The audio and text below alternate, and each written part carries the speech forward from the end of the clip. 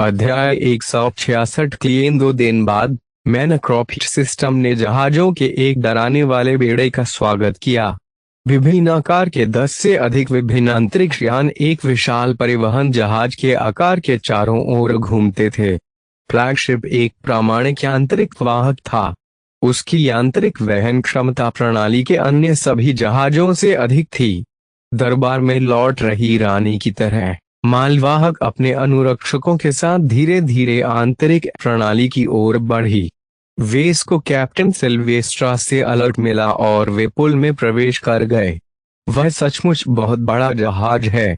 वह एक सैन्य अधिशेष बेड़े वाहक है। उसका उद्देश्य मेक्स की 2 कंपनियों को ले जाना है। धनुष सिस्टम तक उसकी लंबाई 2 किलोमीटर तक पहुंच गई। उसने एक लंबी लेकिन काफी मोटी प्रोफाइल अपनाई, जिससे A30L में संक्रमण करते समय उसकी दक्षता कम हो गई, लेकिन उसे अपने प्रचुर भंडार में बड़ी मात्रा में मेच और सामान ले जाने की अनुमति मिल गई।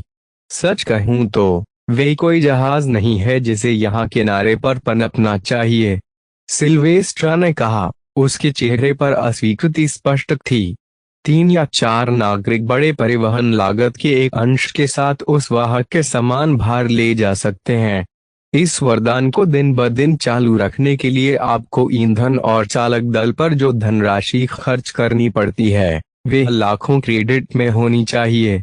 इससे वेस ने पूर्व बेड़े वाहक को एक अलग दृष्टि से देखा।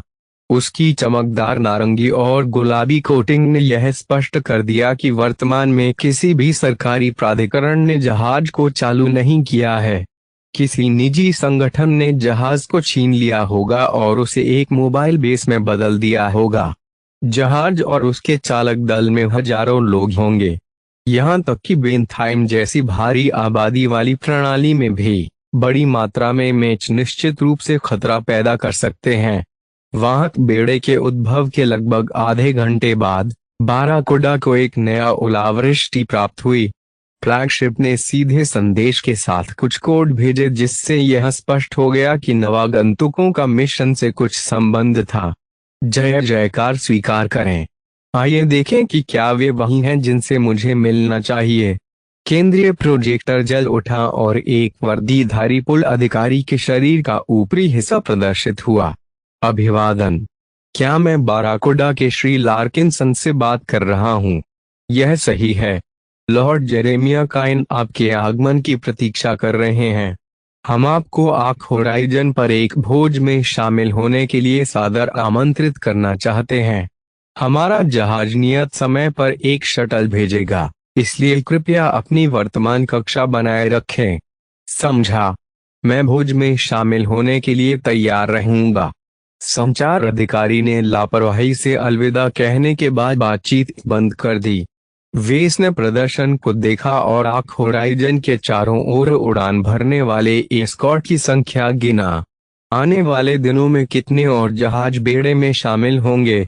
आपके विचार, सिल्वेस्ट्रा? उसके कप्तान ने अस्वीकृति में सिर हिलाया। एक पारंपरिक भाग्य साधक को सीमा का पता लगाने के लिए शायद ही कभी पूरे बेड़े के वाहक की आवश्यकता होती है। यदि आपके पास बहुत अधिक संपत्ति है तो आप लाभ नहीं कमा सकते। यह बिल्कुल भी सामान्य अभियान जैसा नहीं लगता। मुझे ऐसा लगता है कि वे शत्रु क्षेत्र में पूर्ण आक्रमण करने के लिए तैयार हैं। इसका कुछ मतलब तो था, लेकिन वे इसका मानना था कि कोई और कारण होगा। लॉर्ड काइन को एक डिजाइनर की सेवाओं की आवश्यकता है, और मुझे संदेह है कि ऐसा इसलिए है क्योंकि वे चाहते हैं कि मैं सैंडमैन के खिलाफ अपने मेक को अनुकूलित करूं। बाजार में बहुत सारी विशिष्ट मशीनें मौजूद हैं जो बेहतर काम करती हैं। कोई भी व्यक्ति अचानक से मेक डिजाइनर को काम पर नहीं रखेगा। एक मेक डिजाइनर को अच्छा काम करने के लिए ग्राहक को उसे अपने मेक के वर्तमान स्वभाव की गहन समझ प्रदान करनी होगी। यदि उनके ब्लूप्रिंट और अन्य आवश्यक डेटा गलत हाथों में पड़ गए, तो वे लक्षित हमलों के प्रति संवेदनशील होंगे। किसी भी स्थिति में उसके मालिक ने उसे अपने जहाज पर बुलाया, इसलिए वेस के पास उपस्थित होने का कोई विकल्प नहीं था। वह पुल से बाहर चला गया और मेलपुर को सूचित किया कि उसे उचित कपड़े पहनने चाहिए। वेस ने अपने चचेरे भाई को गार्ड के रूप में लाने की योजना बनाई। सच कहूं तो मेलपोर के लिए एक रक्षक के रूप में कार्य करना व्यर्थ था, क्योंकि जैसे ही वे जानवर के पेट में प्रवेश करते थे वे पूरी तरह से लॉर्ड काइन की सुरक्षा टुकड़ी की दया पर निर्भर हो जाते थे। मैं बस अपने ग्राहक को एक बयान देना चाहता हूँ। मैं जहाँ भी जाऊंगा तुम पीछे पीछे चलोगे। यदि मुझे लॉर्ड काइन के मेक्स पर काम करना है तो मैं संभवतः आंख पर ही रहूंगा। यदि उनके पास अभी भी जगह है तो मैं आपके स्टैनिस्लाव को आर्क होराइजन में ले जाने का अनुरोध करूंगा। बाराकोडा के बारे में क्या? मेलकोर ने चिंता के भाव से पूछा। वह बेहद महंगा जहाज है। मुझे नहीं लगता कि बुरे इरादों के खिलाफ उसकी एकमात्र प्रतिरोधक शक्ति को खो देना कोई अच्छा विचार है। जबकि उसके चचेरे भाई के पास एक मुद्दा हो सकता है, वेस के पास अन्य विचार थे। आपके राइफलमैन मेक में उड़ान प्रणाली का अभाव है, इसलिए यह मेरे कारवेट की रक्षा में ज्यादा उपयोगी नहीं होगा। बाराकोडा तेज, फुर्तीला और चौकस है। वह पहली बार में ही किसी को करीब नहीं आने देगी। अपने परिवार के एक भरोसेमंद सदस्य के साथ होने के अलावा वेस उसकी गहरी धारणा भी उधार लेना चाहता था।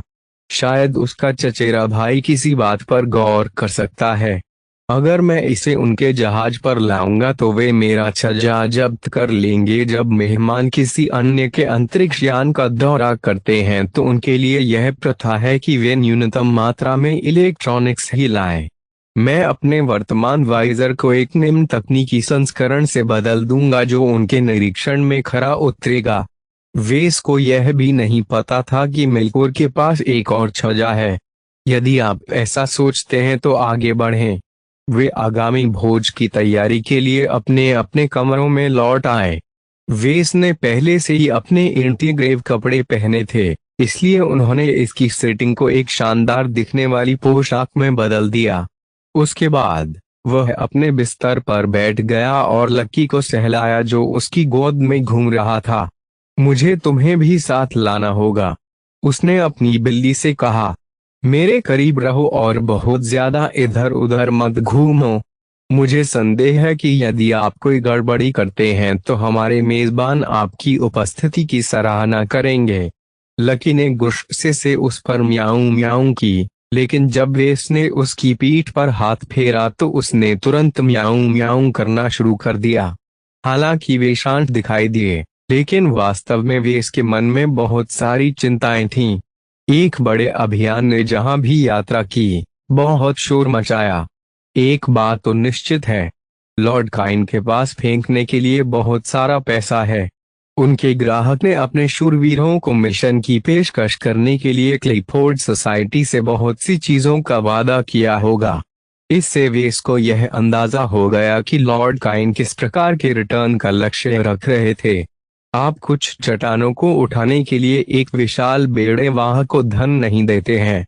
वेस पूरे दिन अटकलें लगा सकते थे, इसलिए उन्होंने मास्टर रोल्सन की नवीनतम पाठ्य पुस्तक को दोबारा पढ़ने में खुद को व्यस्त कर लिया। भले ही उन्होंने अधिकांश सिद्धांत में महारत हासिल कर ली हो, फिर भी वे इसकी अधिक गूढ़ अवधारणाओं पर गौर करना चाहते थे। पुस्तक में कई संभावित दिशाओं की ओर संकेत किया गया है जिन्हें एक मेक डिजाइनर अपनाना चुन सकता है। उदाहरण के लिए, मास्टर रोल्सन ने सहनशक्ति की सीमा का पालन किया। वेस के अपने सटीक डिजाइन दर्शन पर अच्छी पकड़ नहीं थी, लेकिन गैलेक्टिक नेट से ब्राउज किए गए उदाहरणों से वे स्पष्ट रूप से ऐसे मेक डिजाइन करना पसंद करती थी जो लंबे समय तक चले और मात खा सके। हाल ही में आरोहित मास्टर के रूप में उसने अभी अभी मैकेनिकल उद्योग के ऊपरी क्षेत्र में अपने पंख फैलाना शुरू किया है। वेस को पता था कि एक बार जब कोई मास्टर अपने क्षेत्र के शिखर पर पहुंच जाता है तो वे अपने ज्ञान को व्यापक बनाने के लिए अपने अन्य कौशल को बढ़ाते हैं। मास्टर रोल्सन ने अभी तक वह चरण पूरा नहीं किया था, इसलिए उनके अधिकांश मॉडल अपने गुणों में काफी हद तक एक आयामी बने रहे। फिर भी इस पहलू पर उसका अत्यधिक ध्यान वेस के लिए निराशाजनक रहा। एक व्याख्यान का अनुभव करने और एक पाठ्य पुस्तक को पढ़ने के बाद, जिसे उन्होंने व्यक्तिगत रूप से लिखा था, उन्हें एक मशीन के संचालन समय को बढ़ाने के बारे में काफी जानकारी प्राप्त हुई। इस अभियान के विशाल उपक्रम को ध्यान में रखते हुए वेस को महसूस हुआ कि उसे अपने नए तरीकों को लागू करने में कठिनाई हो सकती है। समय धीरे धीरे बीता गया क्योंकि जहाजों का जुलूस मैनाक्रोपियर तक पहुंच गया और निर्जीव ग्रह के चारों ओर एक उच्च कक्षा ले ली। 1 दर्जन अलग अलग शटल वाहक के हैंगर बे में से एक से निकले और उन जहाजों के पास पहुंचे जो पूंजी जहाज की रक्षा करना जारी रखते थे। शटलों में से एक बाराकोडा के पास पहुंचा। कम दूरी का पतला अंतरिक्ष यान आसानी से कारवेट के डॉकिंग हैच के बगल में रुक गया। एक पतला बंधने वाला जेट ब्रिज हैच के किनारों से फैला हुआ है और शटल के किनारों पर हैच के साथ सावधानी से जुड़ा हुआ है। वेस और मेलकोर डॉकिंग हैच की ओर बढ़े। मेलकोर ने अपने हाल ही में उपहार में दिए गए एंटीग्रेव कपड़ों के कार्यों का पता लगाया और वेस के समान लुक अपनाया। जैसा कि वादा किया गया था, उसने अपने चालाकी भरे वाइजर को एक अधिक बुनियादी मॉडल से बदल दिया, जिसने फिर भी उसके चेहरे को अस्पष्ट करने में अच्छा काम किया। सवारी के लिए लकी भी साथ आया। वर्तमान में वह वेस के कंधों पर आराम कर रहा था। जी सिपोस, उनका जहाज सुरक्षा अधिकारी, प्रबलित हैच के दूसरी तरफ खड़ा था। उसने एक बख्तरबंद वैक्सूट पहना था और एक खतरनाक बंदूक पकड़ रखी थी। वाह वहाँ, हम आज युद्ध नहीं करने जा रहे हैं सर, मैं बस यह सुनिश्चित कर रहा हूँ। इस तरह मैं अपनी तनख्वाह कमाता हूँ। वेस ने एहतियात को समझा लेकिन उसे इस बार किसी परेशानी की उम्मीद नहीं थी। एक बार जब जेट ब्रिज ने 2 अंतरिक्ष यान को एक साथ जोड़ना समाप्त कर दिया तो आंतरिक हैच खुल गया, जिससे दोनों लार्किंसन को प्रवेश करने की अनुमति मिल गई। एक बार जब वे जहाज से बाहर निकल गए तो आंतरिक हैच बंद हो गया और बाहरी हैच खुल गया। इससे इस जोड़े को पुल पर फिसलने की अनुमति मिल गई। वेस को क्षण भर के लिए अवास्तविक महसूस हुआ, खासकर जब उसका शरीर कृत्रिम गुरुत्वाकर्षण के अधीन होना बंद हो गया। जेट ब्रिज ने खुली जगह में पारदर्शी खिड़कियां पेश कीं। जैसे ही वेस शून्य जी में तैर रहा था, उसे ऐसा महसूस हुआ मानो उसने अब तक गहरे अंतरिक्ष को कभी नहीं समझा हो। मनुष्य का अंतरिक्ष में रहना स्वाभाविक नहीं है। अंतरिक्ष में जन्मे लोग अन्यथा तर्क देते हैं। मेलकोर ने जवाब दिया क्योंकि उसने अपने एंटीग्रेव कपड़ों को पुल के दूसरे छोर की ओर आगे बढ़ने दिया। आधी आकाश गंगा पर मानवता का शासन है। हमारी जाति जीवित रहने के लिए भूमि और मिट्टी पर निर्भर रहना बंद कर चुकी है। अंतरिक्ष में जन्मे मनुष्यों का दृष्टिकोण दूसरों से भिन्न था। अंतरिक्ष में जन्मे सबसे चरम लोगों ने कभी किसी ग्रह या चंद्रमा पर भी कदम नहीं रखा था। उनमें से अधिकांश ने विशाल ग्रह द्रव्यमान का भय बना लिया।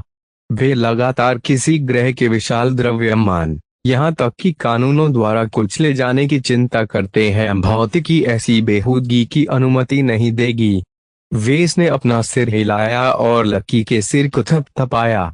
बिल्ली भी उत्सुकता से खिड़की की ओर देखने लगी। आदिम भूमि पर जन्मे होने में कुछ भी गलत नहीं है। चाहे हम कितना भी आगे आ जाएं, हम अपनी जड़ों को नहीं भूल सकते। जब वह शटल के दूसरी ओर पहुंचे तो उनका छोटा मार्ग समाप्त हो गया। इसकी बाहरी हैच खुल गई, जिससे दोनों लार्किंसन अंदर आ गए। एक बार जब बाहरी हैच बंद हो गया तो हवा चक्रित होने लगी, जबकि बड़ी संख्या में स्कैनर काम पर लग गए। उन दोनों ने स्कैन की अपेक्षा की और उन्हें बिना किसी परेशानी के अपना कार्य करने की अनुमति दी। आगे बढ़ने से पहले कुछ स्कैनिंग मॉड्यूल ने बीप किया और लकी पर ध्यान केंद्रित किया। एक बार स्कैन समाप्त हो जाने के बाद वे अंततः शटल में प्रवेश कर गए। जैसे ही उन्होंने अंदर कदम रखा, हवा और तापमान अचानक बदल गया। परिचित नीली वर्दी पहने एक सुरक्षा अधिकारी ने सलामी देकर वेस का स्वागत किया। मिस्टर लार्किंसन और मिस्टर लार्किंसन, मुझे आप दोनों से मिलकर खुशी हुई। कृपया प्रवेश करें और बैठें। यह आर्क होराइजन की एक छोटी यात्रा होगी। धन्यवाद। मैं लॉर्ड काइन से व्यक्तिगत रूप से मिलने के लिए उत्सुक हूँ। जैसे ही लार्किंसन अपनी सीटों पर बैठे, सुरक्षा अधिकारी को एक और संदेश प्राप्त हुआ। क्षमा करें श्रीमान, लेकिन मुझे अभी सूचित किया गया है कि आपका यांत्रिक पालतू जानवर आर्क होराइजन पर सवार अन्य लोगों के लिए खतरा पैदा करने में सक्षम है। मेरी बिल्ली मेरी सुरक्षा के लिए यहाँ है, वेस ने दृढ़ स्वर में उत्तर दिया। उन्होंने कई बार मेरी जान बचाई है, मैं उससे अलग नहीं होना चाहता। मैं आपको विश्वास दिलाता हूँ कि हमारे जहाज की सुरक्षा और संरक्षा हमारे हाथ में है। आर्क पर सवार मेरे सहकर्मी आपको सूचित करना चाहते हैं कि आपकी बिल्ली को एक विशेष हार्नेस पहनना होगा जिसे हमारे तकनीशियन इस समय बना रहे हैं। यह आपके पालतू जानवर की गतिविधियों को प्रभावित नहीं करेगा, लेकिन यह उसके पंजों को प्रतिबंधित कर देगा और हमें प्राणी को ट्रैक करने की अनुमति देगा। वेस ने समझौता स्वीकार कर लिया।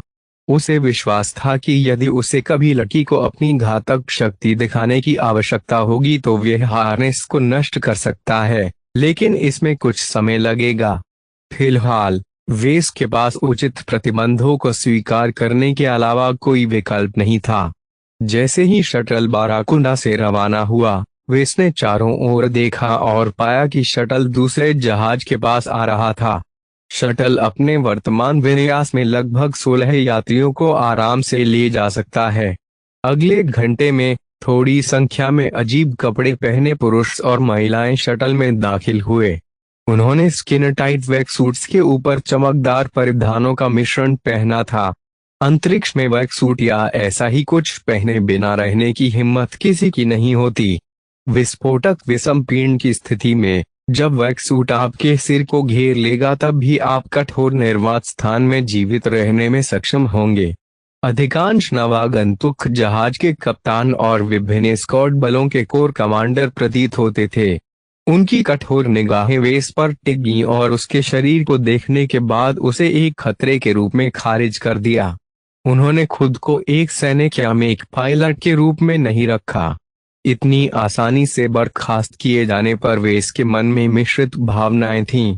इसके बजाय उन्होंने मेलपोर की ओर सतर्क दृष्टि डाली। उसके चचेरे भाई ने उनकी निगाहों को शांत भाव से देखा, या कम से कम वेस ने यही कल्पना की थी कि यह उसके छज्जे के पीछे जैसा दिखता है। दोनों पक्षों ने अपना शब्दहीन गतिरोध इस हद तक जारी रखा कि सभी ने अपनी निष्क्रिय बातचीत बंद कर दी। एक क्रोधित महिला कोर कमांडर ने पहले सिर हिलाया, जिसके जवाब में मिलकोर ने भी सिर हिलाया। सभी ने अपना सिर घुमाया और अपनी दोस्ताना बातचीत फिर से शुरू कर दी। वह सब किसके बारे में था? वेस गुस्से से फुसफुसाए। हम मेच पायलटों के पास एक दूसरे की ताकत मापने के तरीके होते हैं। मैंने खुद को अच्छी तरह से बरी कर लिया, मिलकोर ने गर्व के साथ उत्तर दिया। मैं यूं ही लार्किंसन नहीं हूं। एक सैन्य राजवंश में पले बढ़े एक कुलीन वर्ग के रूप में मेलकोर भीड़ से ऊपर खड़ा था, जिसे केवल मानक प्रशिक्षण प्राप्त हुआ था। उनकी सापेक्ष युवावस्था के बावजूद उनकी गहरी नींव ने उन्हें द्वंद्व युद्ध में कई पुराने भाड़े के सैनिकों से मुकाबला करने की अनुमति दी। वेस को संदेह था कि वे हाक होराइजन पर इस तरह की बहुत सारी स्थितियां देख रहा होगा। यहाँ तक कि एक बड़े जहाज पर भी मेक पायलटों ने अभी भी सर्वोच्च शासन किया। अध्याय 167 लॉर्ड काइन शटल द्वारा पूरा भार उठाने के बाद वे वापस आर्क होराइजन की ओर उड़ गया। जैसे ही शटल विशाल बेड़े वाहक के करीब पहुंची, वेस को उसके अविश्वसनीय निर्माण की एक नई सराहना मिली। हालांकि उसका कवच काफी घिसा हुआ लग रहा था, लेकिन इससे 2 किलोमीटर के बड़े जहाज की महिमा में कोई कमी नहीं आई। CFA और MTA ने युद्ध पोतों पर एकाधिकार बनाए रखा। किसी भी मानव शक्ति के अधीन किसी भी अन्य जहाज को स्थिर हथियार ले जाने की अनुमति नहीं थी। माना जाता है कि जहाजों को हथियार देने से मना करने का मुख्य कारण यह था कि वे अन्यथा अविश्वसनीय मात्रा में विनाश करने में सक्षम होते। इसने वास्तव में आंतरिक संघर्षों में प्रचलित मृत्यु और विनाश की भारी मात्रा को सीमित कर दिया था। इसने मानव राजनेताओं को इस बात पर सिर खुजलाने पर मजबूर कर दिया कि अंतरिक्ष में अपनी शक्ति को कैसे लागू किया जाए। आखिरकार उन्होंने लड़ाकू वाहक सिद्धांत की ओर रुख किया। बुनियादी यांत्रिक वाहक डिजाइन से हटकर उन्होंने इसकी संरचना को बढ़ाया और कवच को बड़े पैमाने पर ढेर कर दिया। निश्चित हार्ड पॉइंट के स्थान पर उन्होंने बख्तरबंद जोड़ा वाहक डिजाइन के किनारों पर बंकरों के समान बाड़े। एक पीछे की प्रविष्टि ने मेज को जहाज के भीतर से इन बंकरों में प्रवेश करने और इसके संकीर्ण अंतराल से अंतरिक्ष में आग लगाने की अनुमति दी। इस प्रकार उन्होंने वाहक को एक तात्कालिक युद्धपोत में बदल दिया। समय के साथ बंकर इस हद तक अधिक परिष्कृत हो गए कि मेक डिजाइनर विशेष रक्षात्मक मेक के साथ आए जो इस भूमिका में उत्कृष्ट थे। उन्होंने अपनी शक्ति, सहना शक्ति और लक्ष्यीकरण प्रणालियों को बढ़ाने के पक्ष में गतिशीलता के लगभग सभी दिखावे छोड़ दिए। CFA और एमटी दोनों ने इस घटना पर आंखें मूंद लीं। मेक फ्रेम की सीमाओं ने सुनिश्चित किया कि वे कभी भी अपनी मारक क्षमता को उस स्तर से अधिक नहीं बढ़ा सकते जो एक मेक चलाने में सक्षम होगा। यह एक मक्खी की तरह होगा जो मानव आकार की पिस्तौल से गोली चलाने की कोशिश कर रही हो। धोखाधड़ी के बिना यह संभव नहीं था। इसने बख्तरबंद वाहक की विनाश करने की क्षमता पर एक सीमा लगा दी जो उनके उद्देश्यों के अनुकूल थी। जब तक कोई भी परमाणु बम या ग्रह विस्फोट करने वाले बड़े पैमाने पर चालकों के इर्द गिर्द नहीं घूमता, तब तक हर कोई ठीक ठाक चल रहा था।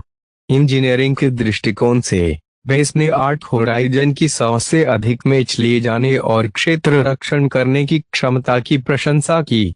तैरते हुए गढ़ में मशीनों और उनकी सेवा करने वाले लोगों को चालू रखने के लिए एक अत्यंत जटिल पारिस्थितिकी तंत्र था।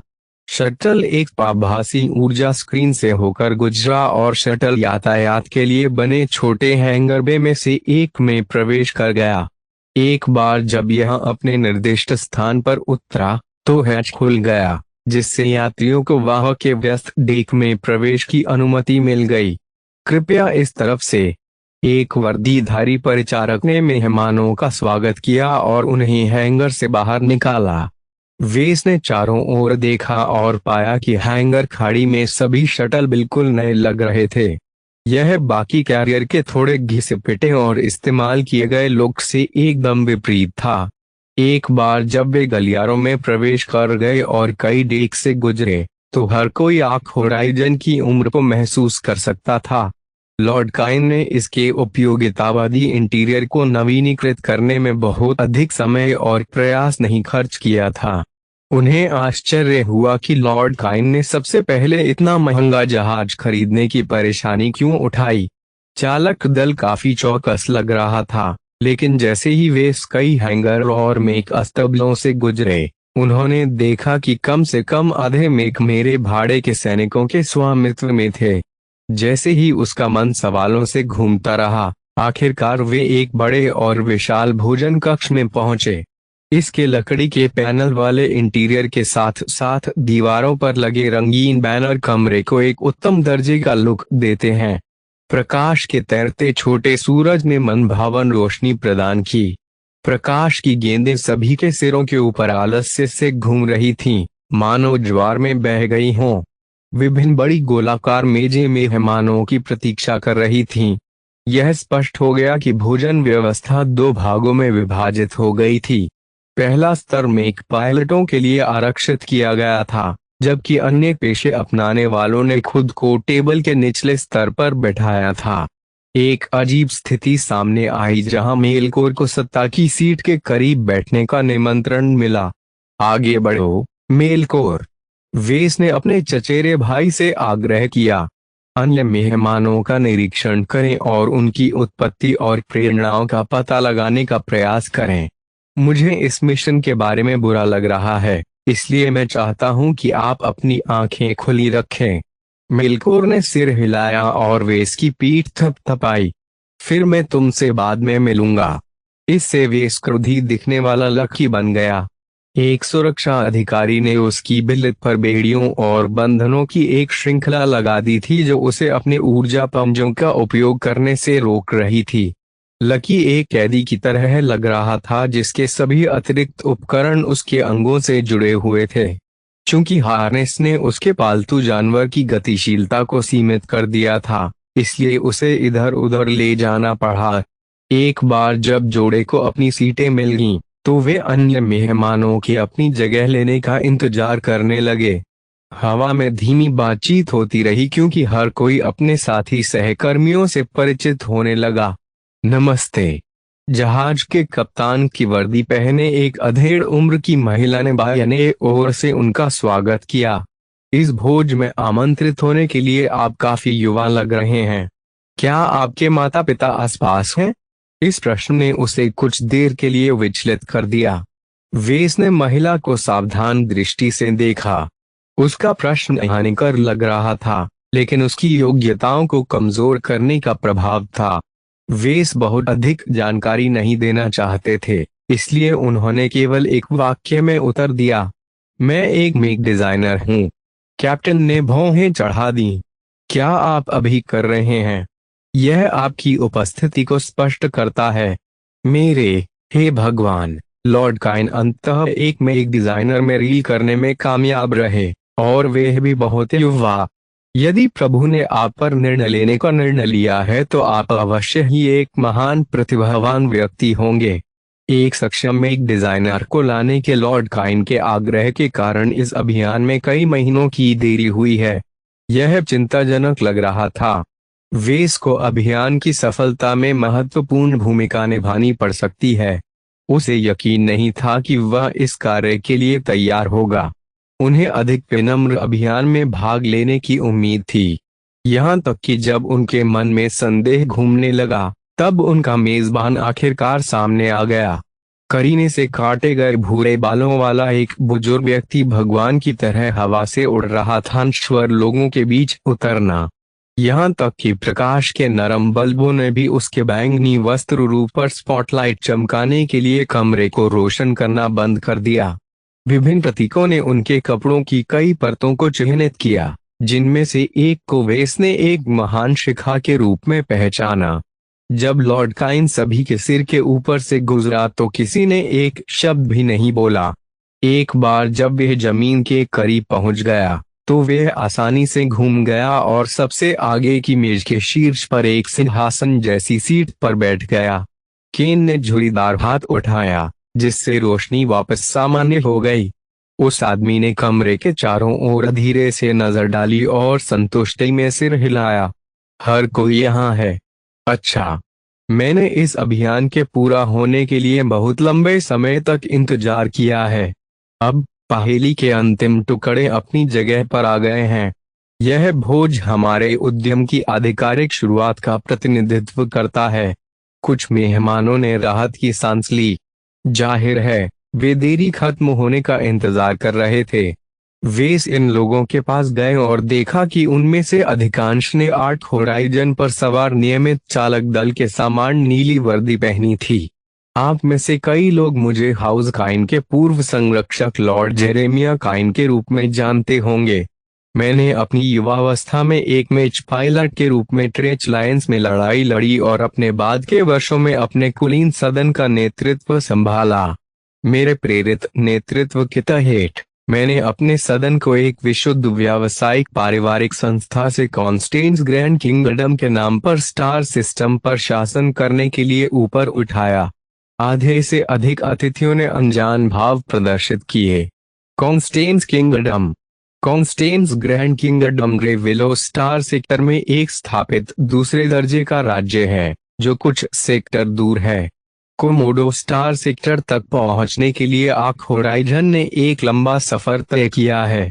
हमारे आने के बाद भी हमें कई असफलताओं का सामना करना पड़ा है, उपकरण विफलता से लेकर हमारे निवासी में एक डिजाइनर के अचानक प्रस्थान तक। लॉर्ड काइन ने उन अंतिम शब्दों को गुर्राया जिससे यह स्पष्ट हो गया कि उन्होंने इसे व्यक्तिगत विश्वासघात के रूप में लिया। वेस ने अपना पहरा बढ़ा दिया। मेक डिजाइनर के रूप में जिसने अपने अपमानजनक पूर्ववर्ती की भूमिका निभाई, संभवतः उसे अतिरिक्त जांच के अधीन किया जाएगा। कई मिनट बीत गए जब बुजुर्ग रईस आर्क होराइजन के बारे में एक कहानी में उलझ गया। आधे दशक पहले इसका एक ऐतिहासिक इतिहास था। इसने खुद को एक ऐसे युद्ध से अच्छी तरह बरी कर लिया जिसकी वहां उपस्थित किसी को भी परवाह नहीं थी। हाउजकाइन ने एक गुप्त सौदे में जहाज खरीद लिया जिसे उनके मेजबान ने तुरंत छुपा लिया। इससे भी महत्वपूर्ण बात यह है कि लॉर्ड काइन ने उन लोगों की संख्या के बारे में विस्तार से बताया जो अभियान का हिस्सा होंगे। आर्क होराइजन के मुख्य दल में लगभग 900 स्पेसर, मेक पायलट और मेक तकनीशियन शामिल थे। वे सभी सीधे तौर पर हाउजकाइन द्वारा नियोजित थे और अभियान में उन्हें सबसे अधिक विश्वास प्राप्त था। दूसरे, लॉर्ड काइन ने ग्रे विलो स्टार सेक्टर से अपने साथ लाए गए 3 भरोसेमंद भाड़े के सैनिकों को पेश किया। वे आर्क होराइजन की परिधि सुरक्षा के भी प्रभारी थे और उन्हें अन्य सभी भाड़े के सैनिकों पर नजर रखने का भी काम सौंपा गया था। उन्होंने अलग अलग आकार के साथ अलग अलग जहाजों के साथ आर्क होराइजन की परिधि की सुरक्षा का कार्यभार भी संभाला। निस्संदेह वहां आप भी हैं। स्थानीय सहायता, लॉर्ड काइन ने कहा और मेज पर बैठे उपद्रवी और कम पेशेवर दिखने वाले व्यापारियों की ओर मुड़ गए। हालांकि हमारे बीच बहुत कम समानताएं हैं, फिर भी हम कम से कम कुछ समान लक्ष्य साझा करते हैं, जिनमें से सबसे महत्वपूर्ण है भाग्य अर्जित करना और अपने जीवन को बरकरार रखते हुए सेवानिवृत्त होना। एक व्यापारी जिसने खुलेआम तस्करी करके लाए गए फ्लास्क का घूंट पिया, वह अपनी सीट से उठ गया। सुन, कैन ने आक्रामक व्यापारी को घूर कर देखा। जाहिर है पूर्व कुलपति ने रुकावट की सराहना नहीं की। मुझे पता है कि कोमोडो स्टार सेक्टर मानवता के सबसे युवा बसे क्षेत्रों में से एक है। मैं सीमांत संस्कृति के लिए कुछ रियायतें दे सकता हूं, लेकिन अगर आप मुझे अपनी बात पूरी करने देंगे तो मैं इसकी सराहना करूंगा। क्षमा करें बॉस। उस घटना के खत्म होने के बाद लॉर्ड काइन ने अपना भाषण फिर से शुरू किया। आप में से हर कोई हमारे आगामी अभियान में अग्रणी भूमिका निभाएगा। मैंने हर उपलब्ध भाड़े के सैनिक दल पर काम करते हुए कई दिन बिताए हैं। जो लोग आज यहाँ मौजूद हैं, उन्होंने ही कटौती की है। सभी स्थानीय व्यापारी अपने पंख दिखाते हुए मोर की तरह फूले हुए थे। लॉर्ड काइन ने प्रत्येक भाड़े के सैनिक दल को अत्यंत उदार शर्तें प्रदान की थीं। यदि अभियान सफल हुआ तो उन्हें भारी मात्रा में धन प्राप्त होने की संभावना थी। गहरी नजर रखने वाले लोग पहचान लेंगे कि आपके अधिकांश लड़ाके नजदीक से युद्ध करने में माहिर हैं। इसका एक अच्छा कारण है जो आने वाले हफ्तों में स्पष्ट हो जाएगा। कोई गलती मत करना। आपको अपना वेतन अर्जित करना होगा। लॉर्ड काइन ने 10 मिनट तक बात की, लेकिन वेस ने शायद ही सच्चे अर्थ के बारे में कुछ सीखा। बुजुर्ग व्यक्ति अपने 200 साल लंबे जीवन में जो कुछ भी अनुभव किया उसके बारे में डींगे मारता रहा। उन्होंने गर्व से अपने सबसे प्रसिद्ध युद्ध कारनामों के कुछ किस्से साझा किए। सभी मेक पायलटों ने इसका लाभ उठाया। वे उत्सुकता से अपने नियोक्ता के हर शब्द पर ध्यान देते थे। वेस जैसे गिर मैकेनिकल पायलटों ने उनकी कहानियों को बहुत कम महत्व दिया। उनमें से अधिकांश अधीरता से भोजन के लिए चिल्ला रहे थे। वेस को पहले से ही कुछ ऐसा संदेह था, ऐसा हो सकता है। अपनी उम्र और कई उपलब्धियों के बावजूद लॉर्ड काइन ने एक आत्म केंद्रित शक्तिशाली व्यक्ति के विशिष्ट व्यवहार का प्रदर्शन किया। एक सफल मेक पायलट के रूप में उनके प्रारंभिक वर्षों ने उनके शेष जीवन पर छाप छोड़ी। मुख्य पात्र हमेशा मेक पायलट होंगे। मानदंड उतने मायने नहीं रखते थे। वे केवल विशेषाधिकार प्राप्त वर्ग की सेवा के लिए अस्तित्व में थे जो हमेशा हर संघर्ष में मुख्य भूमिका निभाते थे। ग्रे विलो स्टार सेक्टर में पुराने और अधिक ठोस समाज की स्थिति शायद इस पहलू में बदतर थी। बूढ़े पाद की प्रवृत्ति घंटों तक बक बक करने की होती है। महिला जहाज कप्तान ने वेस से फुसफुसाकर कहा, व्यक्तिगत रूप से मुझे लगता है कि उनके डॉक्टरों ने उनके जीवन पर्यंत इलाज में गड़बड़ी की। कभी कभी वह बहुत अधिक बूढ़ा व्यवहार करता है। आप 200 साल के बच्चों से नहीं, बल्कि 500 साल के बच्चों से इस तरह के व्यवहार की उम्मीद करेंगे। वेस को वे दोनों काफी बूढ़े लग रहे थे, जिसने हाल तक कभी यह उम्मीद करने की हिम्मत नहीं की थी कि उसे इतने लंबे समय तक जीवित रहने का मौका मिलेगा। चिकित्सा सेवाओं तक पर्याप्त पहुंच वाला एक आधुनिक मानव लगभग 150 वर्षों तक जीवित रहने की उम्मीद कर सकता है। उनके सीट पड़ोसी के शब्दों ने उन्हें लॉर्ड काइन को आलोचनात्मक दृष्टि से देखने के लिए प्रेरित किया। वेस को यह स्वीकार करना पड़ा कि वे आदमी आपकी अपेक्षा से कहीं अधिक खराब स्थिति में दिखाई दे रहा था।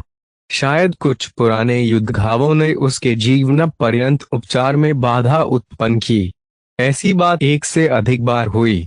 इस सब का मतलब यह था कि वेस जल्द ही अपना काम पूरा कर लेगा। एक अनुचित बॉस के लिए काम करने की संभावना ने उनके जीवन को खुशी से नहीं भर दिया। उसने चुपचाप सोचा, ये 400 योग्यताएं बेहतर होंगी। उन्होंने पहले से ही उनके अभियान के लिए बुनियादी व्यवस्था को देखना शुरू कर दिया था, और ऐसा प्रतीत हुआ कि स्थानीय भाड़े के सैनिकों को अधिकांश बोझ उठाना होगा, जबकि लॉर्ड किन और उनके भरोसेमंद लोगों ने यह सुनिश्चित किया कि कोई भी भाग न जाए। अध्याय 168। एक कहानी। लॉर्ड काइन अचानक एक कहानी सुनाने में रुक गए कि कैसे उन्होंने एक हाथापाई द्वंद्व में 3 शूरवीरों को हराया। मेरी मामूली उपलब्धियों के बारे में बहुत हो गया। आइए मैं आपको अपने अभियान के वास्तविक उद्देश्य से परिचित कराऊं। रोशनी के उड़ते हुए बल्ब एक बड़े और तूफानी स्थलीय ग्रह के ज्वलंत प्रक्षेपण में विलीन होने लगे। यह ग्रोएनिंग आईवी है, हमारा अंतिम गंतव्य। यह यहाँ सीमा पर काफी महत्वपूर्ण तारामंडल का चौथा ग्रह है। प्रयास करने से पहले इसके निर्देशांकों का विस्तार करने का प्रयास न करें।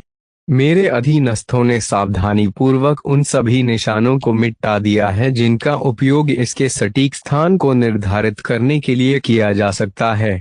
जबकि वे इस ग्रहों के बारे में बहुत कम जानता था, ग्रोएनिंग आईवी अविश्वसनीय रूप से सक्रिय दिखता था। ग्रह की चमचमाती सतह पर काले तूफान भड़क उठे। यह दिखने में अत्यधिक धात्विक लग रहा था और तापमान में भी बेतहाशा उतार चढ़ाव हो रहा होगा। एक एकल सर्वेक्षण जहाज खनिज समृद्ध ग्रह पर पहुंच गया। उसने कई दिनों तक ग्रह का सर्वेक्षण किया और पाया कि इसमें जीवन से भरी एक जीवंत भूमिगत दुनिया है। दुर्भाग्य से अधिकांश समय किसी भी जहाज के लिए निरंतर तूफानों से गुजरना असंभव होता है। तूफान में धातु के टुकड़े अधिकांश जहाजों को गुजरने से पहले ही खराब कर सकते हैं।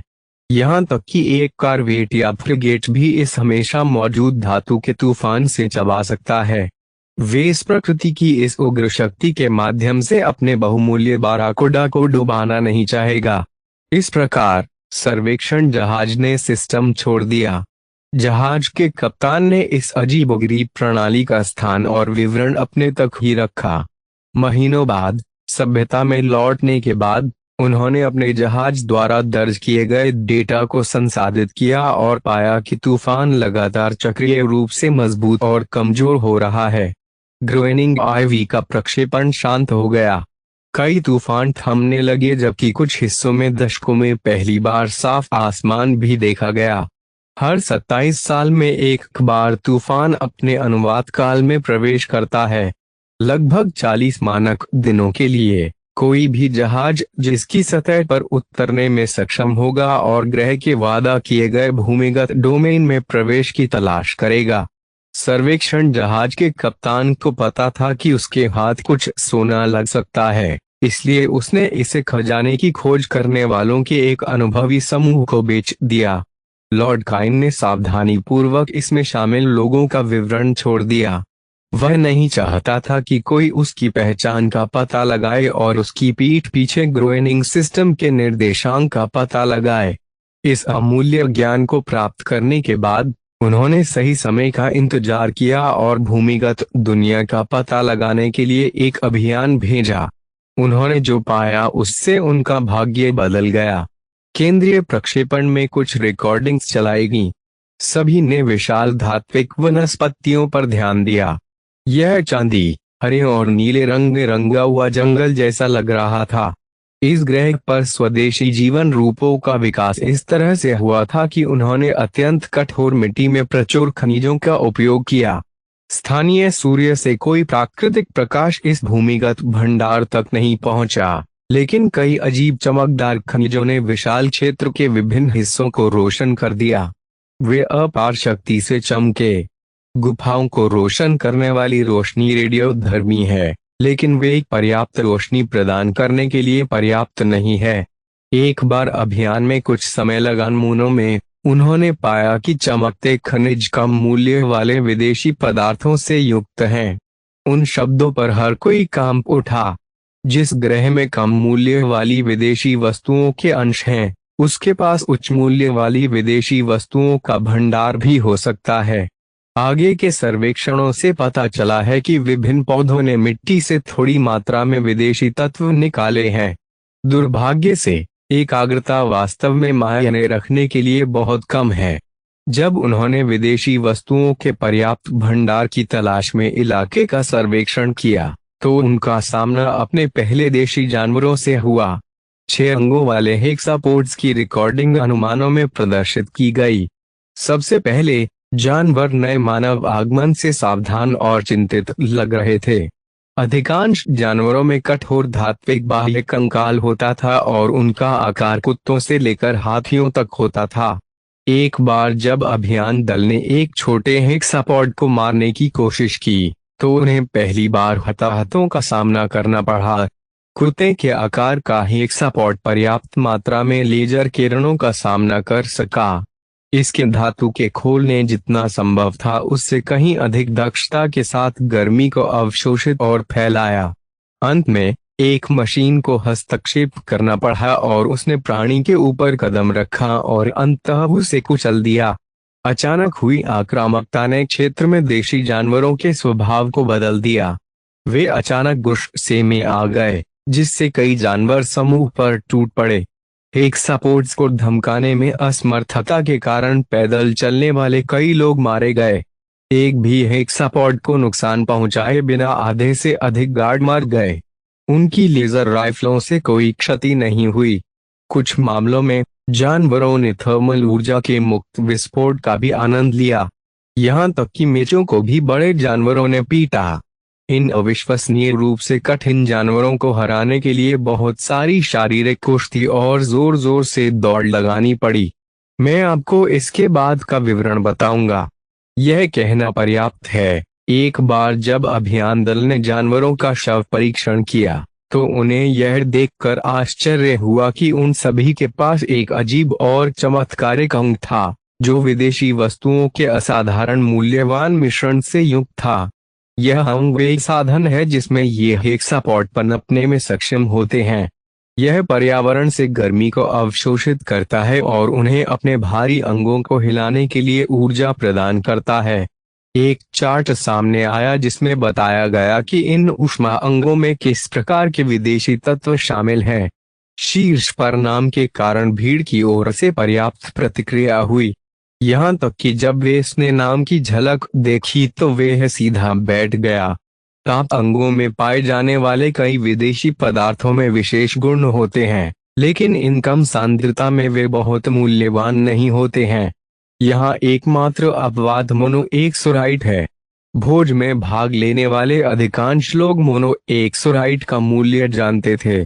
मोनो एक्सोराइट की मात्र एक चुटकी इस पूरी सभा को तुरंत एक बूचड़ खाने में तब्दील कर देगी। मौजूदा बाजार मूल्य के अनुसार 1 ग्राम मोनो एक्सोराइट का मूल्य लगभग 2 बिलियन ब्राइट क्रेडिट था। मुझे यकीन है कि हर कोई मोनो एक्सोराइट से परिचित है।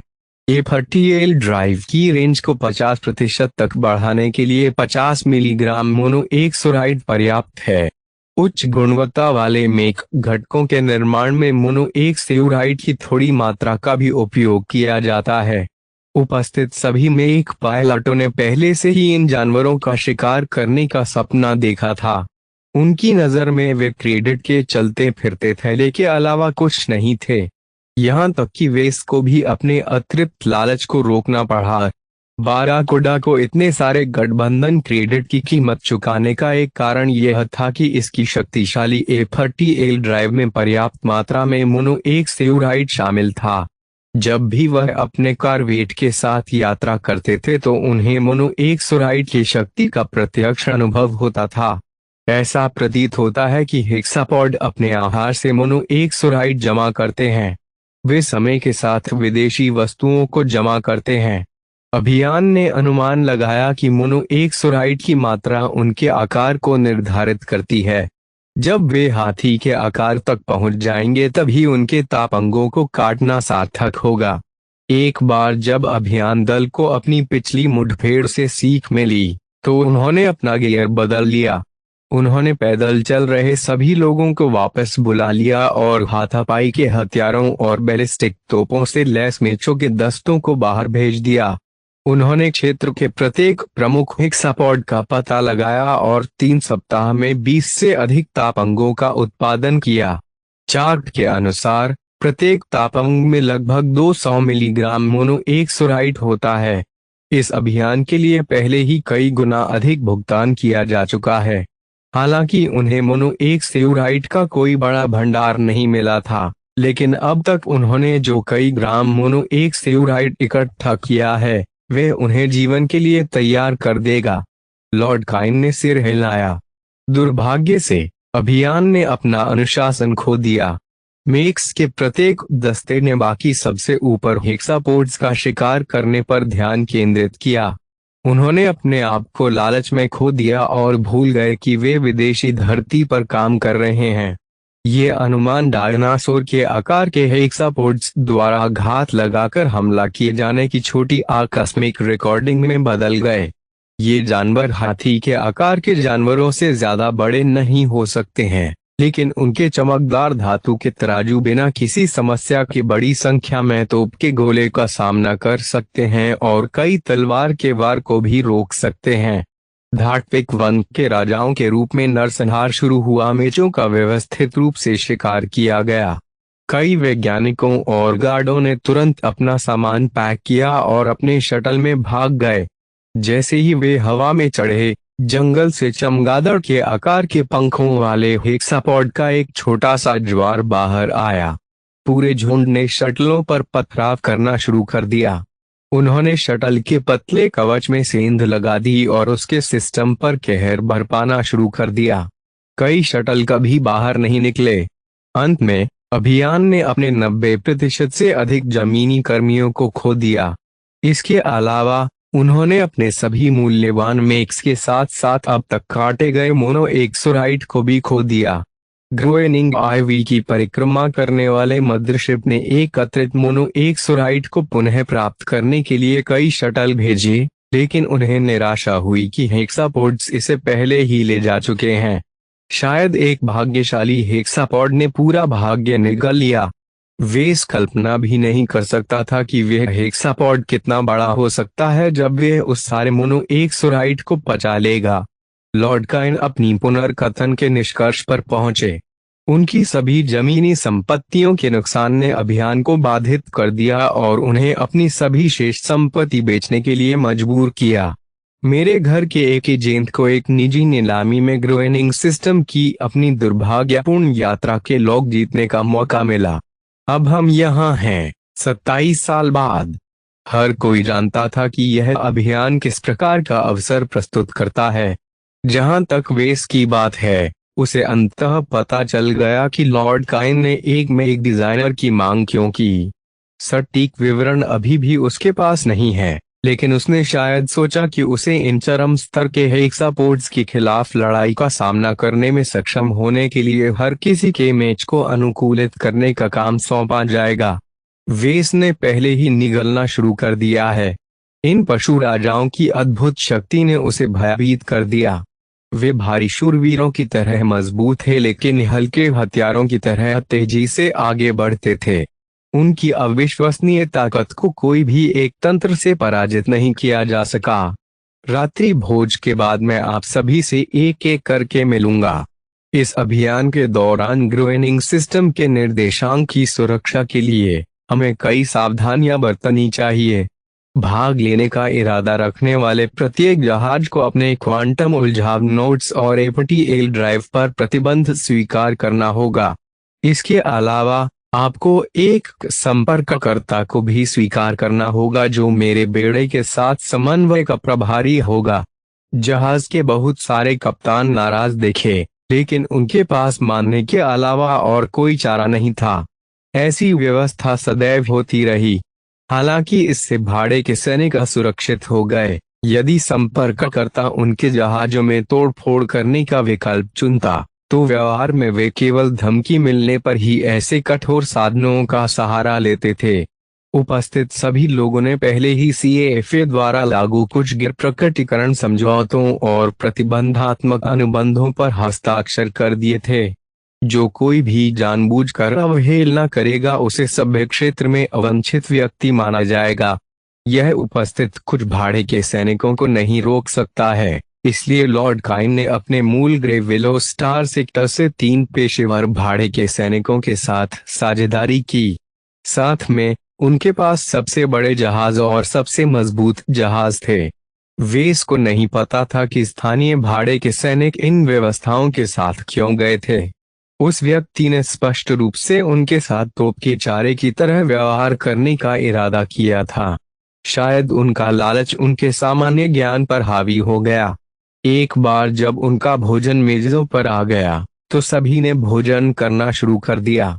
जब वेस इत्मीनान से अपना सूप पी रहा था, तो उसके बगल में बैठी महिला कप्तान किसी कारण से उससे बातें करने लगी। अरे, मुझे आपका नाम कभी नहीं मिला। क्या आप मुझे बता सकते हैं कि आप कौन हैं? वैसे, मैं कैप्टन रोज विल्सन हूँ। मैं एक आरामदायक परिवर्तित परिवहन चलाता हूँ। मेरे पति हमारी यांत्रिक टुकड़ी का नेतृत्व करते हैं। महिला ने न तो उसका नाम पहचाना और न ही उसके किसी हालिया में एक डिजाइन को पहचाना। मैं मास्टर रोल्सन का प्रशिक्षु भी हूँ। इससे वह थोड़ा चौंक गई। प्राइड एक गठबंधन की वे आलीशान छोटी गुड़िया। मैंने उसे 1 या 2 बार देखा है।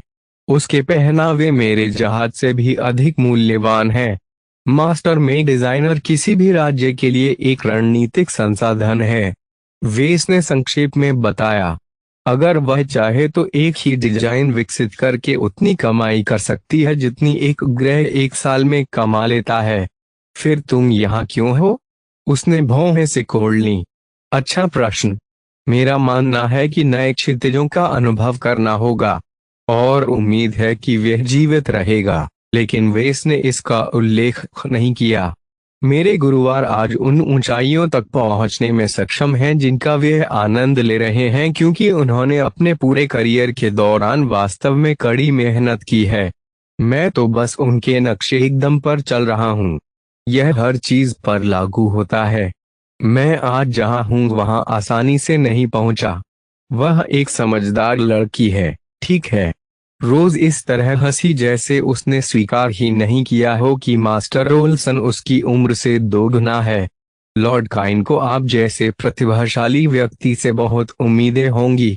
वह या वे बैरल के निचले भाग को खुरच रहा होगा, इस बात की परवाह किए बिना कि उसके ग्राहक का वेस के लिए क्या इरादा था। वे रात के खाने के बाद खुद उस आदमी से मिलता था। अध्याय 169 समन्वेश ने स्वाद के साथ विभिन्न व्यंजनों का आनंद लिया। व्यंजनों को कई अनूठे मसालों द्वारा बढ़ाया गया था जो केवल कॉन्स्टेंस ग्रैंड किंगडम जैसा एक अच्छी तरह से विकसित राज्य ही ला सकता था।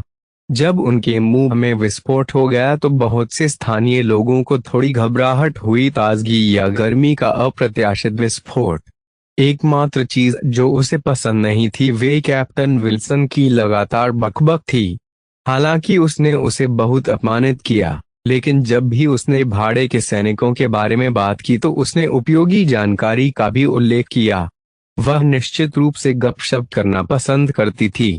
आपको अधिक मांस खाने की जरूरत है। आप लड़कियों को प्रभावित करने के लिए बहुत कमजोर हैं।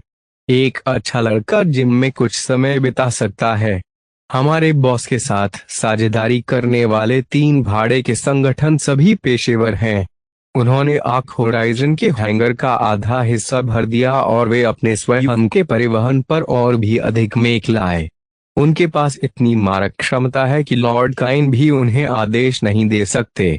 सच कहूं तो ग्रेवेलोमेज की संख्या स्थानीय लोगों से अधिक है, लेकिन वे हेक्सापॉड से लड़ने के लिए तैयार नहीं हैं। मैं बहुत सारी बैलिस्टिक तोपें और यहाँ तक कि कुछ रेलगन भी देख रहा हूँ, इसलिए संभावना है कि वे किसी भी रेतीले घुसपैठियों को रोकने के लिए वहां मौजूद हों। इससे उनका ध्यान आकर्षित हुआ। क्या आपको लगता है कि हम रेत वालों से टकरा जाएंगे? ऐसा न करने पर वे अंधे हो जाएंगे। आर्क होराइजन इतना बड़ा और मोटा है कि उसका एफटीएल संक्रमण कई प्रकाश वर्ष दूर तक विकिरण करेगा। रेत वाले निश्चित रूप से जवाब देंगे। वेस ने सैंडमैन के बारे में केवल सुना था, लेकिन पहले से ही उनके बारे में बहुत सारी आशंकाएं विकसित हो चुकी थीं। वे ज्यादातर समय साधारण दिखते और व्यवहार करते थे, लेकिन जब भी उनके उच्च नेता शामिल होते थे तो वे हैरान करने वाले निर्णय लेते थे। हो सकता है कि लॉर्ड काइन चबाने से ज्यादा काट रहा हो। क्या आपका जहाज सीधे लड़ाई में भाग लेगा? स्वर्ग, नहीं। हमारे उपकरण पूरी तरह से हाथापाई से निपटने के लिए तैयार किए गए हैं। मेरे पति और उनके आदमी मैदान में जाकर किसी शिकार की तलाश करेंगे। मेरा जहाज बिना मेज के एक बैठा हुआ बतख है, इसलिए शायद मुझसे उम्मीद की जाती है कि मैं उसे जहाज के पास रखूंगा। पाठ्यक्रम आते रहे, इसलिए वे दोनों खाने के लिए वापस चले गए। वेस एक पल के लिए घूमा और मेलकोर की ओर देखा। उनके चचेरे भाई ने उनकी युवावस्था और टोपी का छजा पहनने की जिद के कारण कुछ ध्यान आकर्षित किया, लेकिन भाड़े के सैनिकों के बीच उन्होंने खुद को शालीनता से भरी कर लिया।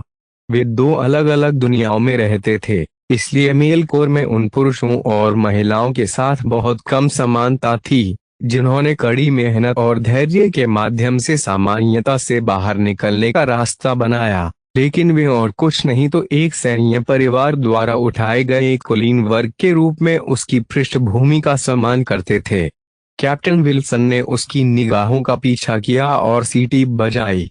मैंने तुम्हें उस आदमी के साथ अंदर आते देखा।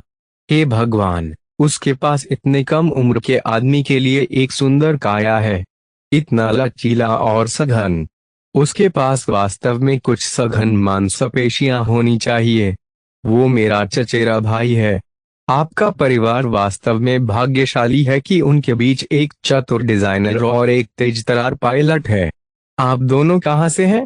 हम दोनों ब्राइट रिपब्लिक के नागरिक हैं। वह यहाँ से ज्यादा दूर नहीं है। मैंने आपके छोटे गणतंत्र के बारे में सुना। आशा है आपने कुछ अच्छी बातें सुनी होंगी। जरूरी नहीं। आपके राज्य का उल्लेख करने वाले प्रत्येक व्यक्ति को उम्मीद है कि इसे वेसेनों द्वारा हराया जाएगा, जिनमें बहुत अधिक लड़ाई की भावना है। वेस के पास जवाब देने का कोई रास्ता नहीं था। सच में, जबकि उनका बड़पन अक्सर अंदरूनी कलह में उतरता था, उनके श्रमिक वर्ग के नागरिक हमेशा जोश के साथ लड़ते थे। उन्हें नाइटहुड प्रदान करने के लिए युद्ध के मैदान में खुद को अलग दिखाने की आशा थी, जो कुलीनता की राह पर पहला कदम था। अत्यधिक प्रेरित वेसेनों की तुलना में ब्राइटर्स ने पीढ़ियों से चले आ रहे संघर्ष को एक रक्षात्मक युद्ध के रूप में माना।